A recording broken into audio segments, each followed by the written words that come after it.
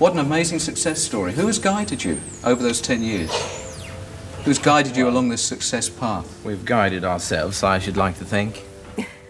ABBA, one of the greatest bands of all time.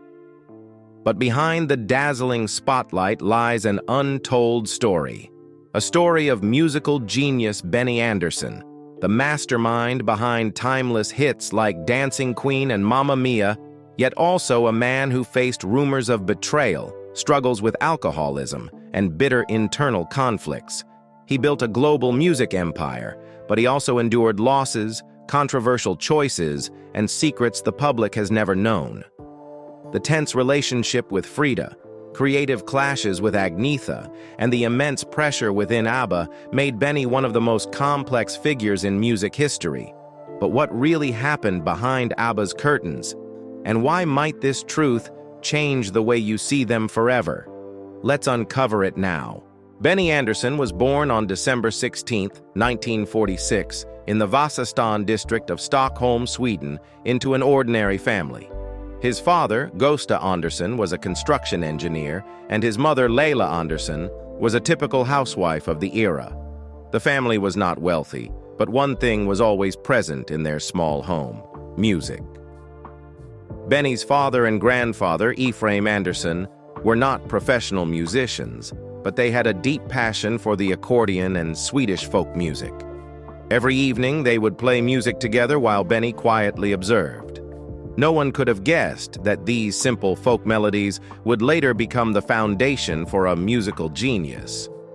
As he grew older, Benny began exploring the vast world of music.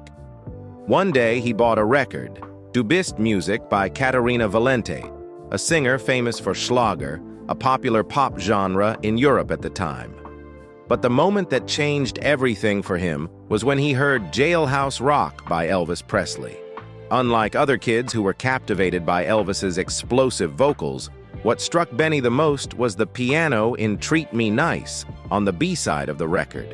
It was the first time he realized that the piano was the soul of a song. From that moment on, Benny no longer wanted to play the accordion. He needed a piano. By the age of 10, his wish came true when his family bought him his first piano. Every day, he spent hours in front of the keys, experimenting with chords and melodies that he didn't even know how to name. He didn't study music theory, nor did he read sheet music, yet he could play any song perfectly after hearing it just once. But there was a problem. No one believed that a self-taught boy could amount to anything. In Sweden at the time, music was not considered a viable career path. Kids Benny's age didn't dream of becoming musicians. They aimed for more stable professions. With no guidance and no clear plan, he had only himself and his passion for music. At 10 years old, Benny wasn't thinking about becoming a legend. He simply loved playing the piano, improvising, and creating melodies without knowing where they would lead. But this pure, reasonless passion laid the foundation for a great career. The blend of Swedish folk music, Schlager, and rock and roll gradually took shape in his songwriting style. And this was just the beginning of his story. As a teenager, Benny Andersson did not follow the traditional academic path. At the age of 15, he decided to drop out of school to pursue music, spending most of his time performing at youth clubs in Stockholm. While his peers were still busy with their studies, Benny was already on stage, experiencing the real world of music firsthand. It was here that he began building a reputation as a keyboard player with a unique style, attracting the attention of bigger bands. In 1964, Benny joined Hep Stars as a keyboardist, and he quickly became a sensation, a teenage idol in Sweden. Dubbed the Beatles of Sweden, the group attracted thousands of devoted fans and dominated the charts with hits like Sunny Girl and Wedding. This was a major turning point in Benny's career, propelling him from an unknown musician to a sought-after songwriter. But no matter how glamorous Hep Stars seemed, Benny could never have predicted that this success wouldn't last. By the late 1960s, Hep Stars had disbanded. Financial struggles, internal conflicts, and shifts in musical trends led to the group's downfall. Benny, once standing in the spotlight, now found himself in a state of crisis. uncertain about his future. From a young musician in his 20s who had everything in his hands, he suddenly lost it all. For the first time, Benny had to ask himself, should I continue pursuing music? In Sweden, the music industry was not a promising career path. Many once famous artists were quickly forgotten, and Benny feared he would become one of them. He even considered abandoning music altogether in search of a more stable job. But his life changed with a single encounter. In 1966, Benny happened to meet Björn Ulvaeus, a young musician from the folk pop group the Hootenanny Singers. The two quickly realized they shared a passion for songwriting and had a similar musical vision. In their very first session together, they wrote "Isn't It Easy to Say," a song that was later performed by Hep Stars. This marked the beginning of a songwriting partnership that would last for decades, and the first step in laying the foundation for ABBA. After the downfall of Hep Stars, Benny had finally found a new path. He was no longer a lone musician searching for direction, but had become part of a promising songwriting duo. From casual songwriting sessions, Benny and Björn gradually developed their own distinct style, creating songs with increasing depth and appeal. On April 6, 1974, the stage at the Eurovision Song Contest in Brighton, England, erupted as four artists, Agnetha Fältskog, Björn Ulvaeus, Benny Andersson, and Annie Fried Lyngstad, took to the spotlight in dazzling outfits, delivering an electrifying performance of Waterloo. It was a bold statement. Sweden, a country that had never been a major force in global pop music, was now ready to take on the world. Benny and the members of ABBA didn't just break the stereotype that Swedish music couldn't reach international heights, they ignited a global sensation. But Benny knew that Eurovision was a double-edged sword. Many winners had faded into obscurity after their brief moment of glory. ABBA needed more than just one hit to survive. Immediately after Waterloo, they went straight back to the studio, determined to prove that they were not just a passing trend. And reality proved them right.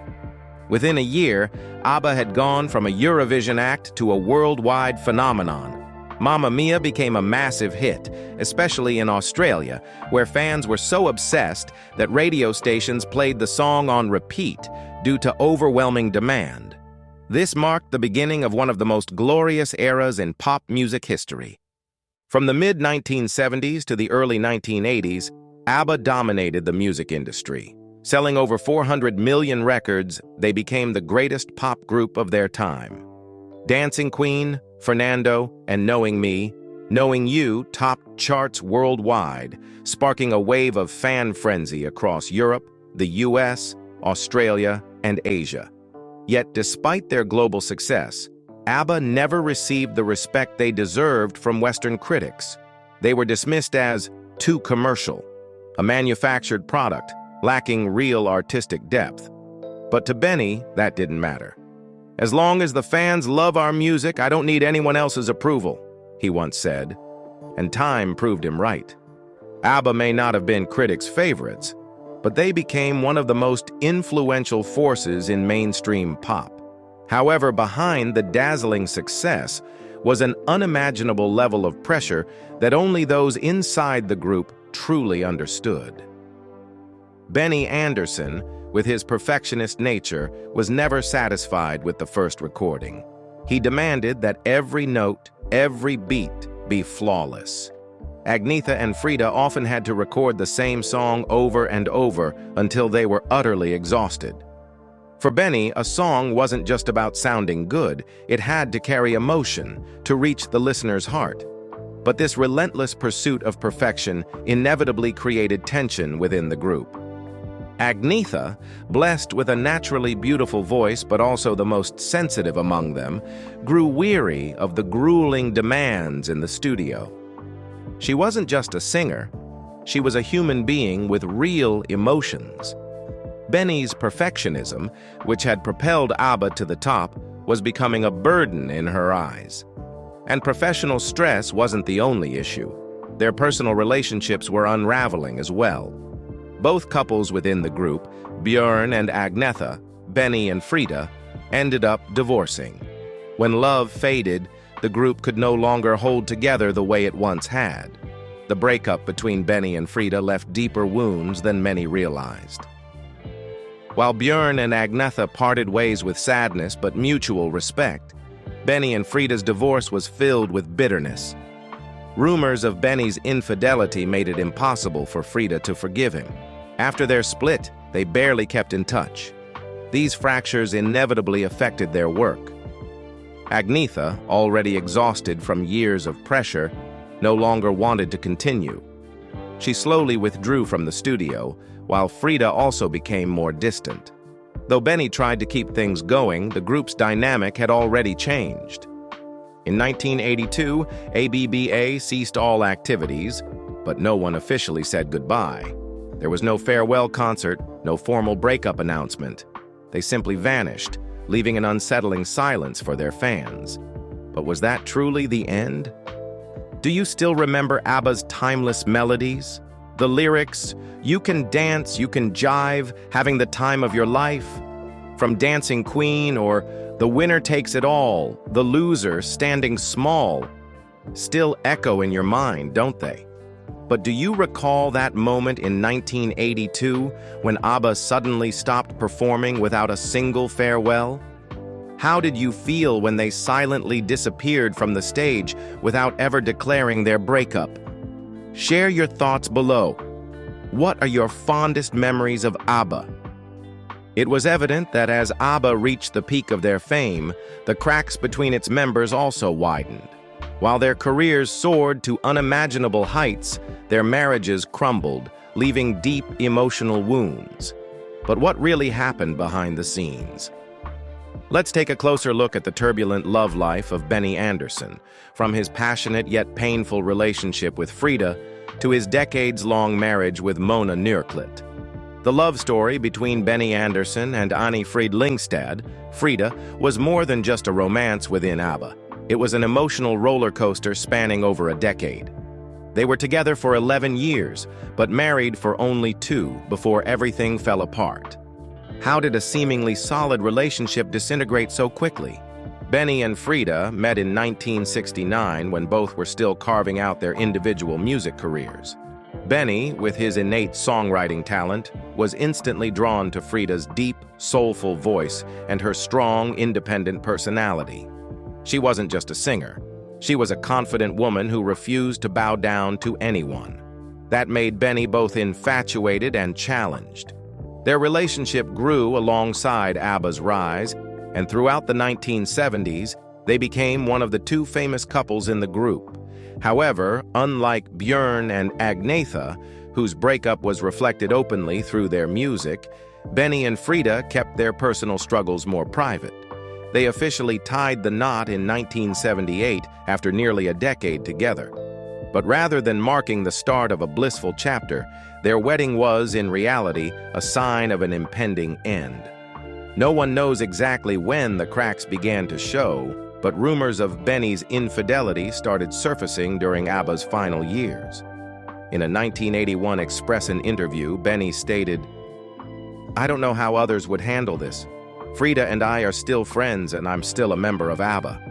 We remain good friends, but we are no longer husband and wife." Yet, the reality behind those words was far more complicated. According to multiple sources, their divorce happened abruptly after Benny admitted to Frida that he had met someone else. That person was Mona Nörklit, a Swedish television producer. Frida later acknowledged, "We simply grew apart. The issue was that we had different life goals.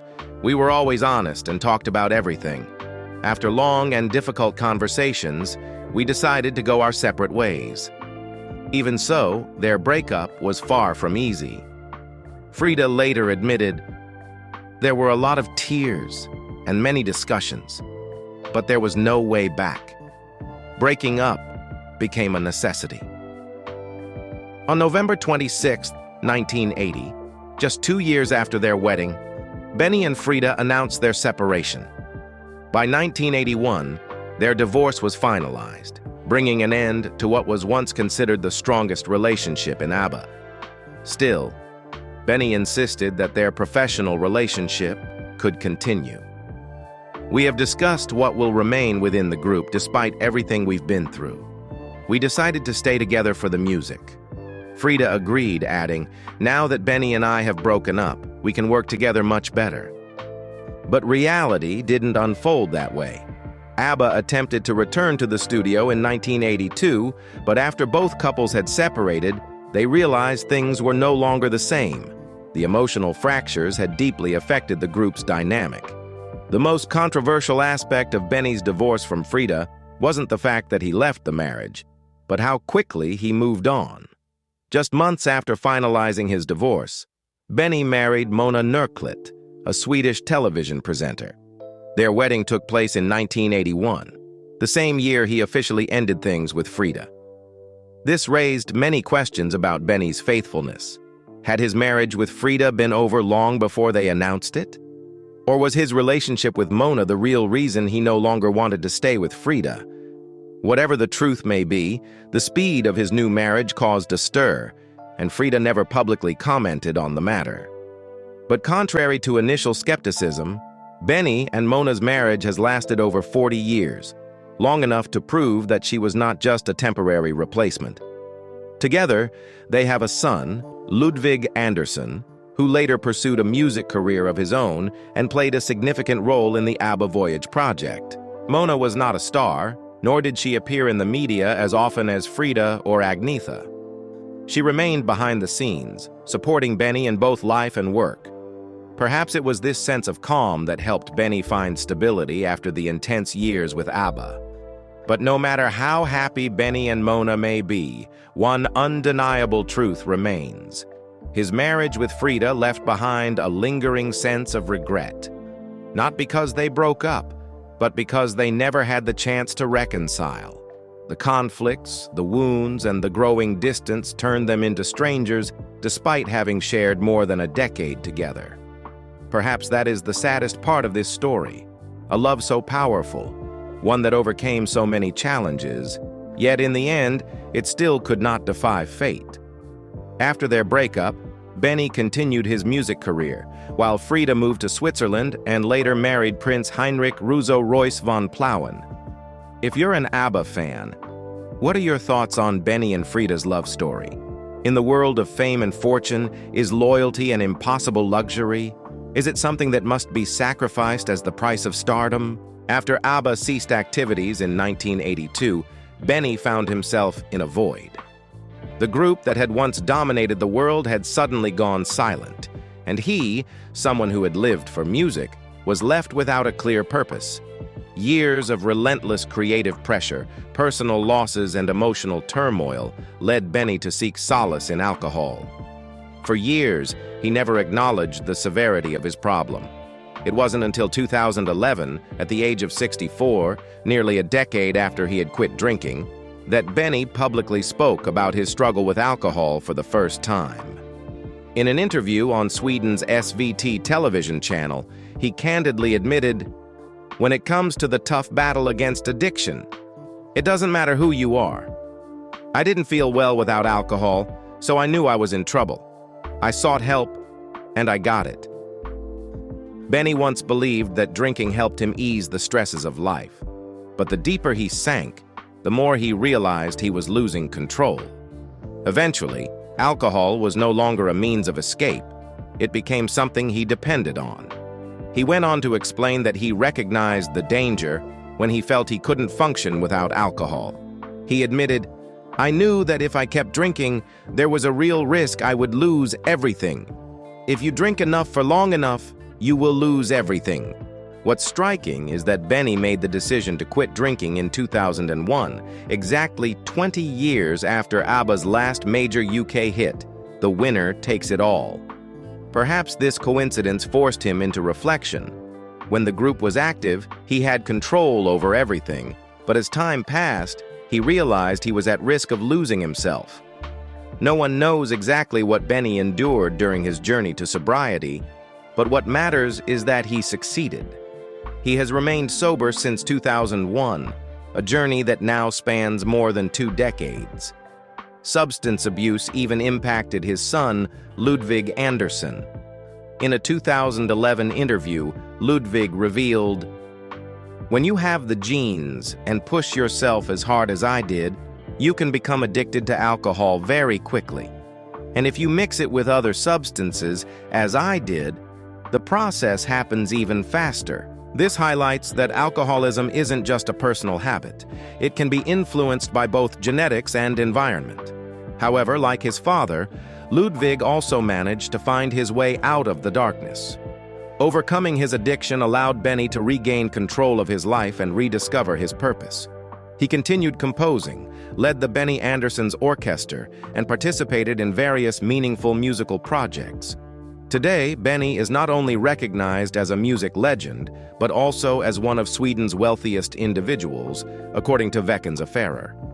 But perhaps his greatest asset is not his wealth. It is a life free from the grip of alcohol, a life no longer lost in the past. Benny Andersson's battle is a clear testament that fame, fortune, and talent do not make anyone immune to the temptations of addiction. What truly matters is not how many times you fall, but whether you have the strength to rise again. After ABBA went on hiatus in 1982, Benny Andersson continued his musical journey in bold new directions. His first major post-ABBA project was the musical Chess, 1986, composed alongside Björn Ulvaeus and renowned lyricist Tim Rice. Chess told the story of a Cold War-era chess tournament where the real battles were not only played on the board, but also within the lives of the characters themselves. Though the musical did not achieve great success on Broadway in 1988, its music endured through time. One Night in Bangkok became a global hit, while I Know Him So Well left a lasting impression and was covered by numerous artists. With Chess, Benny proved that he was not just a master of pop music, but also a composer capable of creating deeply theatrical and emotionally rich works. Following Chess, Benny took ABBA's music to even greater heights with the stage musical Mamma Mia, 1999. This was not just another musical, it became a worldwide cultural phenomenon. By weaving together ABBA's timeless hits, Mamma Mia introduced the group's music to an entirely new generation, captivating audiences who had never experienced ABBA's golden era firsthand. The overwhelming success of the production earned Benny the Laurence Olivier Award, 2000, and a Tony Award, 2002, cementing his status not just in pop music, but in the world of musical theater as well. Beyond pop and musical theater, Benny devoted a significant part of his career to preserving Swedish folk music. In 2001, he founded Benny Andersson's Orchestra, BAO, a project aimed at keeping traditional Swedish melodies alive for younger generations. Unlike commercial bands, BAO was a heartfelt effort to safeguard Sweden's musical heritage in its purest and most authentic form. Thanks to Benny, Swedish folk music has not only survived but thrived in the modern music industry. Benny's contributions were recognized at the national level as well. In 1998, he was awarded the Royal Order of the Seraphim by the King of Sweden, one of the country's highest honors. This recognition was not only for his illustrious career, but also for his dedication to preserving and advancing Swedish culture. Nearly 50 years since ABBA's inception, Benny Andersson continues to compose, perform, and leave an indelible mark on the music world. What makes him truly remarkable is that he has never confined himself to the past, but constantly seeks to connect with contemporary music. A prime example of this is ABBA Voyage, 2021, ABBA's groundbreaking reunion project that combined modern technology with music to create an unprecedented experience.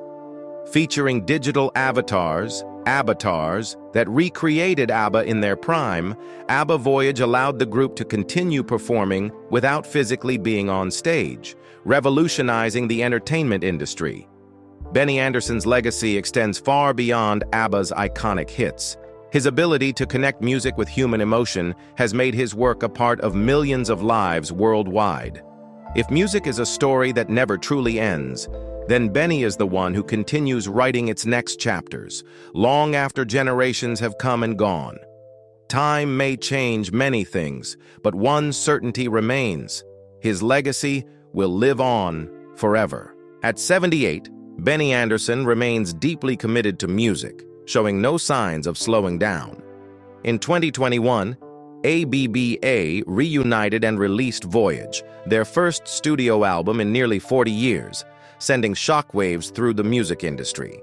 The album's success was not just fueled by nostalgia, but also demonstrated ABBA's enduring appeal to modern audiences. Voyage debuted at number 1 on the UK Albums Chart, selling 204,000 copies in its first week, making it the best-selling album of the year. Globally, it surpassed 1 million copies within its first week and has now sold over 2.5 million copies worldwide. ABBA's return was not just a fleeting sensation. It was proof that their music still holds power after decades. ABBA also revolutionized live music with one of the most innovative concert experiences ever, ABBA Voyage. In this groundbreaking project, the band members appeared as digital avatars, recreating their peak 1979 performances with stunning realism. These concerts take place at ABBA Arena, a custom-built venue in London's Queen Elizabeth Olympic Park, featuring cutting-edge visual technology that has transformed the entertainment industry. The success of ABBA Voyage further solidified the group's legendary status, generating £103.6 million in ticket sales in 2023, following £97.1 million in 2022, bringing total revenue to over £200 million. The fusion of advanced technology and timeless music created an unprecedented phenomenon, proving that ABBA is not just a relic of the past, but also a pioneer in the future of music. Despite the overwhelming success of ABBA Voyage, Benny Andersson continues to explore music beyond ABBA. He remains actively involved with Benny Andersson's Orchestra, BAO, his personal music project. In 2024, Benny and BAO scheduled multiple concerts, showcasing his unwavering passion for music and making it clear that he has no plans to retire. For Benny, music is not just a profession, it is an essential part of life. Beyond artistic success, Benny Andersson is also one of Sweden's wealthiest musicians, with an estimated net worth of $230 million, $173 million. Yet, despite his immense fortune, he maintains a modest lifestyle, staying away from the media spotlight and the extravagance often associated with celebrity life. He dedicates most of his time to family and musical projects, avoiding the lavish lifestyle embraced by many in the industry. Notably, despite working in the commercial music industry, Benny has always remained true to his pure passion for art. He often shares that he enjoys listening to Johann Sebastian Bach every evening. Since 2001, Benny has maintained a balanced and healthy lifestyle. His contributions are not only recognized in the arts, but have also been officially honored in his homeland. In 2023, he was knighted by the Swedish royal family, becoming one of the few artists to receive this prestigious title in decades. Benny Andersson's recent endeavors show that he is more than just a legendary musician of the past. He is an artist who continuously innovates and evolves with the times. He doesn't just relive ABBA's greatest moments, he actively creates new and unique experiences for today's audiences. His ability to blend experience with creativity ensures that his influence continues to leave a lasting impact on fans worldwide. Whether ABBA continues or not, Benny Andersson's legacy will endure forever. He is not just a musician or a producer, he is a living legend, a man who has composed melodies that have touched millions of hearts. From the Eurovision stage of the past to the ABBA Voyage concerts of today, his music continues to resonate, not only in history, but also in the future. But the story of legends like Benny Andersson is far from over.